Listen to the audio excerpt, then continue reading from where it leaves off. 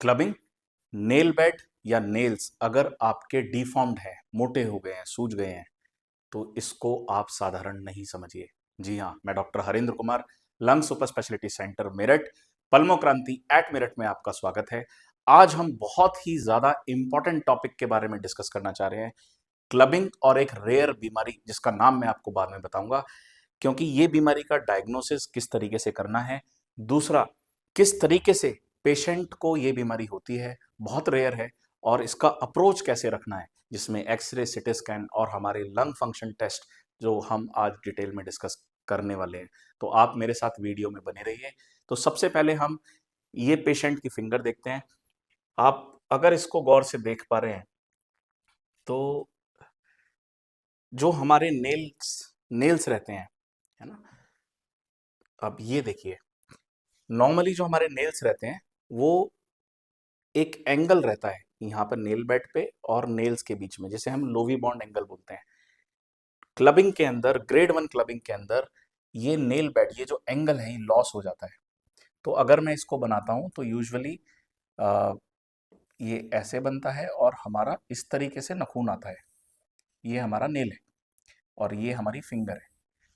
Okay, तो ये एक एंगल यहाँ पे जरूर बनता है, ये एंगल इस तरीके से जरूर बनता है। तो इसको बोलते हैं हम लोवी बॉन्ड एंगल। तो Loewi bond angle grade clubbing, उसके बारे में ही आज हम पढ़ना चाहेंगे। तो सबसे पहले जो क्लबिंग के ग्रेड्स हैं, क्लबिंग, वो बहुत ही ज्यादा इंपॉर्टेंट है, वो हमें बहुत अच्छे से समझने हैं। तो क्लबिंग एक जनरल एग्जामिनेशन में आता है। सबसे पहला ग्रेड 1 के अंदर, ग्रेड 1, इसके अंदर नेल बेड सॉफ्ट हो जाते हैं। अगर हम इसको दबा के देखेंगे तो नेल बेड हमारे सॉफ्ट हो जाएंगे, नेल बेड सॉफ्ट। ग्रेड 2 में आता है जब ये वाला एंगल लॉस हो जाए। अब इस पेशेंट में देखिए, ये बिल्कुल 180 डिग्री बना रहा है। यूजुअली क्या होता है, ये 120 डिग्री का होता है। यूजुअली इसमें 120 डिग्री का एंगल बनता है। तो जो इसके अंदर लॉस हो जाता है, तो loss of angle, loss of angle ये होता है ग्रेड 2। और ग्रेड 3 होता है ये parrot beak appearance. Parrot beak appearance अगर आप देख पाएंगे तो थोड़ा सा इस तरीके से, ये जैसे तोते की जो चोंच होती है, थोड़ा कर्व हो जाता है, तो वो होता है ग्रेड 3। तो grade 3 parrot beak appearance, parrot beak appearance. ये इंपॉर्टेंट क्यों है, इसको जानना क्यों जरूरी है क्लबिंग को? कभी भी अगर किसी पेशेंट के इस तरह के नेल्स दिखते हैं तो आपको अलर्ट होने की जरूरत है। और इस वीडियो के माध्यम से मैं सभी जनता को यही बताना चाहता हूं, अगर किसी के भी ऐसे नेल्स हैं, थोड़े मोटे हैं, नॉर्मल नहीं है, तो प्लीज आप जरूर जरूर डॉक्टर से कंसल्ट करिए। पल्मोनोलॉजिस्ट जो चेस्ट के डॉक्टर्स हैं उनसे आपको जरूर मिलना है, हार्ट के डॉक्टर से जरूर मिलना है, क्योंकि ये नॉर्मल नहीं होता। अगर इस तरह की क्लबिंग है तो हमें डाउट आता है कि या तो पेशेंट को आईएलडी हो सकता है, इंटरस्टिशियल लंग डिजीज, मतलब फेफड़े सिकुड़े हुए हो सकते हैं, ब्रोंकिएक्टेसिस, जिसमें फेफड़ों के अंदर बड़े बड़े गड्ढे हो जाते हैं, लंग एब्सिस, लंग एब्सिस अगर लंबे टाइम से फेफड़े के अंदर पस जमा हो रखा है, बदबूदार बलगम आ रहा है, खून भी आ रहा है, या कैंसर, कैंसर के अंदर भी हमें ये देखने के लिए मिलता है। और कंजेनाइटल हार्ट डिजीज, अगर किसी पेशेंट को दिल में छेद है तो इन कंडीशंस में मोस्ट कॉमनली क्लबिंग मिलती है। तो क्लबिंग है तो ये एक खिड़की है जिसे हमें झांकना होता है कि पेशेंट को फेफड़े की बीमारी है या हार्ट की बीमारी है। तो किसी भी पेशेंट की या कोई भी लोगों की अगर नेल बेड खराब है, नेल बेड अगर सूजे पड़े हैं, तो आप देख सकते हैं किस तरीके से ये पेशेंट के नेल बेड मोटे हो रखे थे, पैरेट बीक अपीयरेंस है, तो आप जरूर कंसल्ट करिए। तो ये पेशेंट हमारे पास आए थे, ये हमने उनकी पिक्चर ली। तो ग्रेड 3 क्लबिंग के साथ आए।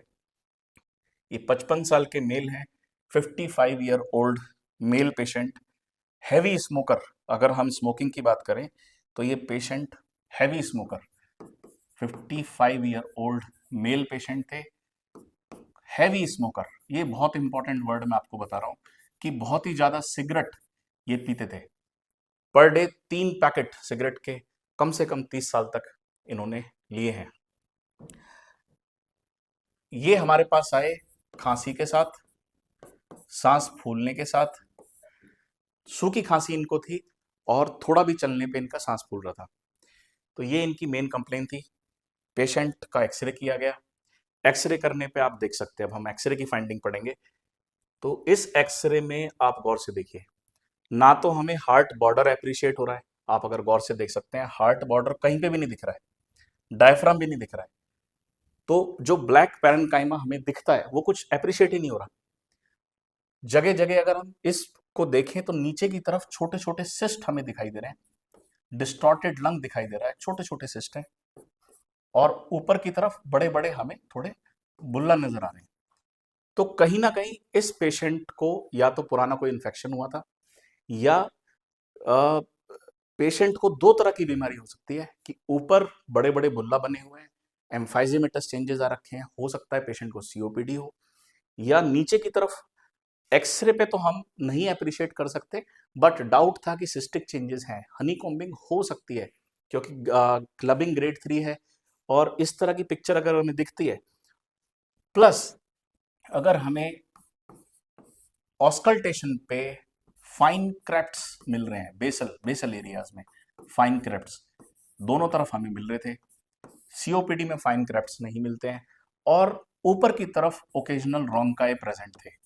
तो कहीं ना कहीं ये डाउट आया कि पेशेंट को दोनों बीमारी हो सकती है, सीओपीडी भी हो सकती है और आईएलडी भी हो सकती है। बहुत रेयर है, यूजुअली हैवी स्मोकर में मिलती है, plus clubbing is must, grade 3 clubbing इसके अंदर जरूर होती है। तो ये पेशेंट का सिटी स्कैन कराया गया और आप सिटी स्कैन देख सकते हैं, जिस तरीके से हमें एक्सरे दिख रहा था वैसा का वैसा सिटी स्कैन है। आप नीचे वाले एरियाज में देखिए, एकदम हनी कॉम्बिंग आ रखी है, हनी कॉम्बिंग, बहुत छोटे छोटे सिस्ट आ रखे हैं, और ऊपर आप अगर अप्रिशिएट कर पाते हैं तो पेन पैरासेप्टल एम्फाइजिमा यहाँ पर प्रेजेंट है, ये पैरासेप्टल एम्फाइजिमा इधर प्रेजेंट है, प्लस सेंट्री एसिनार, बहुत बड़े बड़े एम्फाइजिमेटस चेंजेस हमें दिख रहे हैं, कुछ पार्ट पे डिस्ट्रॉटेड लंग भी है, पुराना इन्फेक्शन हमें बता रहा है, और नीचे की तरफ ये छोटे छोटे जैसे हनी कॉम्बिंग अपीयरेंस हमें दिख रहा है। तो इस सिटी को देख के डायग्नोसिस हमारा ऑलमोस्ट क्लियर था कि पेशेंट को एक तरह की बीमारी है जिसको हम बोलते हैं CPFE, CPFE। तो ये क्वेरी हमारा डायग्नोसिस था, combined pulmonary fibrosis and emphysema, combined pulmonary fibrosis and emphysema. So ये बहुत रेयर बीमारी है, मतलब लंग के अंदर फाइब्रोसिस भी है और एम्फाइजिमा भी है, तो दोनों बीमारी इसके अंदर होती है। अब इसको और कंफर्म करने के लिए हमने पेशेंट के लंग फंक्शन कराए, तो पहले पेशेंट का पीएफटी कराया गया।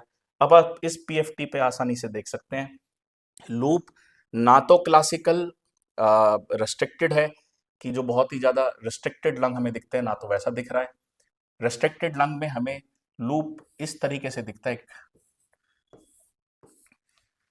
और ऑब्स्ट्रक्शन में हमें थोड़ा कॉन्केव दिखता है, तो यहाँ पे हल्का सा कॉन्केविटी भी है, प्लस रेस्ट्रिक्शन भी दिख रहा है। तो एफवीसी इसके अंदर हमारा 60% आ रखा है, एफवीसी इज 60%, रेशो नॉर्मल है, रेशो इज 89। तो कहीं ना कहीं हम रेस्ट्रिक्शन भी देख रहे हैं और ग्राफ को देखते हुए ऑब्स्ट्रक्शन भी देख रहे हैं। फिर हमने ये पेशेंट का डीएलसीओ कराया। अब ये बड़ा इंटरेस्टिंग हो गया। अब डीएलसीओ अगर इन पेशेंट का देखें, क्योंकि लंग पैरेन्काइमा इतना डैमेज है, तो डीएलसीओ इनका केवल आया 21%। मैंने पहले की वीडियो में बताया, डीएलसीओ मॉर्टेलिटी मार्कर होता है, जितना कम उतनी जिंदगी कम। मतलब कि अगर 21% डीएलसीओ है, इसका मतलब ये है कि जो भी वो ऑक्सीजन अंदर ले रहे हैं उसका सिर्फ और सिर्फ 20% ही खून में जा रहा है, बाकी इनका वेस्ट हो रहा है। तो चलने पर पेशेंट का सांस फूलना जायज है। और टोटल लंग कैपेसिटी देखें तो 59%। तो जो टोटल लंग कैपेसिटी टीएलसी था that was 59। It means patient के लंग्स सुखड़े हुए हैं, इट मींस पेशेंट के लंग्स सुखड़े हुए हैं। अब यहाँ पे हमें रेस्ट्रिक्शन पता चल गया, मतलब पेशेंट को आईएलडी है, ये कंफर्म है। हमने एक्सरे पे भी देखा, हमने सीटी पे भी देखा, हमारा डीएलसी भी बता रहा है कि ये पेशेंट को आईएलडी है, बट यहाँ पर कहीं पर भी हमें ऑब्स्ट्रक्शन नहीं मिला। तो ऑब्स्ट्रक्शन देखने के लिए हमें नेक्स्ट टेस्ट करना पड़ा, आरओसीसी जीओसीसी। आरओसीसी जीओसीसी हमारे एयरवे रेजिस्टेंस को रिप्रेजेंट करता है कि सांस की नली में सूजन है या नहीं है, मतलब एयरवे कंपोनेंट है या नहीं है। तो नॉर्मल ये पेशेंट का 0.33 होना चाहिए, लेकिन ये पेशेंट का था 0.56, मतलब mild to moderate airway resistance patient को प्रेजेंट था। तो इससे कंक्लूजन निकला कि पेशेंट को कहीं ना कहीं ऑब्स्ट्रक्टिव एयरवे डिजीज तो है। डीएलसी से हमें पता चला पेशेंट को रेस्ट्रिक्शन है, यहाँ से पता चला एयरवे प्रॉब्लम है, तो हमारा सीओपीडी भी कंफर्म हुआ, प्लस हमारा फाइब्रोसिस भी कंफर्म हुआ, एलडी भी कंफर्म हुआ।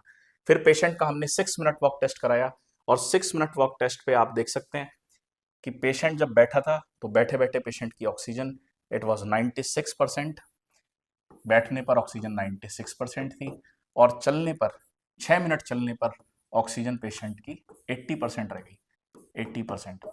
सिग्निफिकेंट ड्रॉप इन सैचुरेशन, तो पेशेंट का ऑक्सीजन अगर डाउन होगा तो पेशेंट का सांस तो फूलेगा ही। This was a CT scan report, ये पेशेंट की सिटी स्कैन की रिपोर्ट थी, जिसमें diagnosis was CPFE, combined pulmonary fibrosis and emphysema. 100% diagnosis तो कब मिलेगा, जब हम इसका बायोप्सी करेंगे। So the take home message is stop smoking. अगर आप बीड़ी सिगरेट छोड़ देते हैं तो आप इस भयंकर बीमारी से बच सकते हैं। तो ऐसी ही मोर इन्फॉर्मेटिव वीडियोस के लिए आप मेरे साथ बने रहिए, मेरे चैनल को फॉलो करिए, सब्सक्राइब करिए, ताकि आपके पास लॉन्ग वीडियोस, इन्फॉर्मेटिव वीडियोस आप तक पहुंचते रहे। Thank you so much.